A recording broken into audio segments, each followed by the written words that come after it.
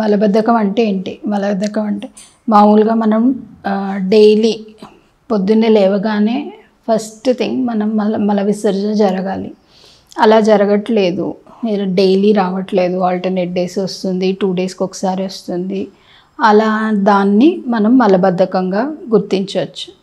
ఈ మలబద్ధకం లేదా కాన్స్టిపేషన్ అనేది ఎందువల్ల వస్తుంది అంటే ఫుడ్ ఇంటేక్, ఫైబర్ ఉండాలి. మన కాన్స్టిపేషన్ లేకుండా ఉండాలంటే ఫైబర్ ఉండాలి మన ఫుడ్లో. సో ఫైబర్ ఫుడ్లో ఫైబర్ లేకపోవడం ఒకటి, వాటర్ ఇంటేక్ సరిగ్గా లేకపోవడం. మనం డైలీ ఒక 3 లీటర్స్ ఆఫ్ వాటర్ తీసుకోవాలి మినిమం. సో 3 లీటర్స్ తీసుకోకపోవడం వల్ల కూడా కాన్స్టిపేషన్ ఉంటుందన్నమాట. సో ఫుడ్లో ఫైబర్ లేకపోవడం ప్లస్ వాటర్ ఇంటేక్ సరిగ్గా లేకపోవడం ప్లస్ ఎక్సర్సైజ్ లేకపోవడం. ఇప్పుడు అన్నీ మన సాఫ్ట్వేర్ జాబ్స్ మనకు తెలిసిందే, కూర్చొనే ఉంటాము. ఒక 16 అవర్స్ 17 అవర్స్ కూడా కూర్చొని చేసే పనులు ఉంటాయన్నమాట. సో వీటి వల్ల ఏంటంటే పెరిస్టాల్టిక్ మూమెంట్స్ సరిగ్గా ఉండవు. వాక్ చేయడం కానీ 40 మినిట్స్ ఎక్సర్సైజ్ చేసుకోవడం కానీ చేస్తేనే మనకి పెరిస్టాల్టిక్ మూమెంట్స్ అనేవి కరెక్ట్గా ఉంటాయి. సో అవి కరెక్ట్గా లేనప్పుడు కాన్స్టిపేషన్ వస్తుంది. ప్లస్ టైంకి ఫుడ్ తీసుకోకపోవడం కూడా వన్ ఆఫ్ ద రీజన్ అన్నమాట.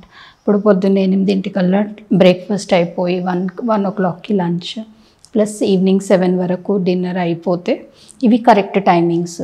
ఇట్లా కాకుండా మనం ఎప్పుడు పడితే అప్పుడు ఫుడ్ తీసుకోవడం, మల్టిపుల్ టైమ్స్ ఆఫ్ ఫుడ్ తీసుకోవడం, లేకపోతే అసలు ఫుడ్ తీసుకోకుండా రోజంతా గడిపేయడం, ఎప్పుడో నైట్ ఏది దొరికితే అది తినేయడం, వీటి వల్ల కూడా కాన్స్టిపేషన్ వస్తుంది.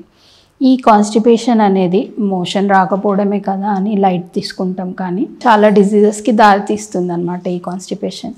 ఇప్పుడు ఫిషర్స్ కానివ్వండి, పైల్స్ కానివ్వండి, ఫిస్టులా కానివ్వండి, వీటన్నిటికీ ప్రికర్సర్ కాన్స్టిపేషన్ అనమాట. ఫస్ట్ కాన్స్టిపేషన్లా స్టార్ట్ అయ్యి మెల్లిమెల్లిగా అవి ఫిషర్, పైల్స్, ఫిస్టులా ఇట్లాగా టర్న్ అవుతాయి. సో కాన్స్టిపేషన్ లెవెల్లోనే మనం కేర్ తీసుకున్నాం అనుకోండి, ఇవన్నీ ప్రివెంట్ చేయొచ్చు. సో ఫస్ట్ కాన్స్టిపేషన్ తగ్గించుకోవడానికి మెయిన్గా మనం 40 మినిట్స్ వాక్ చేసుకోవాలి డైలీ. ప్లస్ ఫైబ్రస్ ఫుడ్ తీసుకోవాలి. గ్రీన్ వెజిటబుల్స్లో ఫైబర్ ఉంటుంది.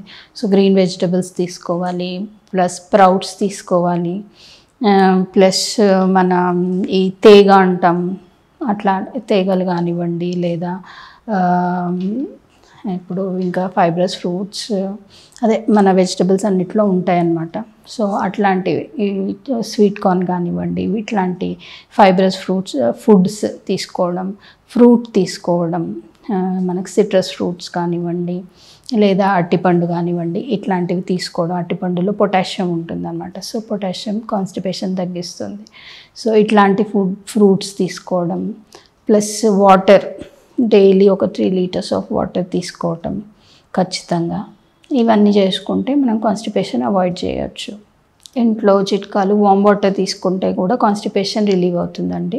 ఇప్పుడు మనం ఫ్రిడ్జ్లో వాటర్ కాకుండా డైలీ గోరువెచ్చని వాటర్ తీసుకున్నాం అనుకోండి, దాంతో కూడా కాన్స్టిపేషన్ తగ్గుతుంది.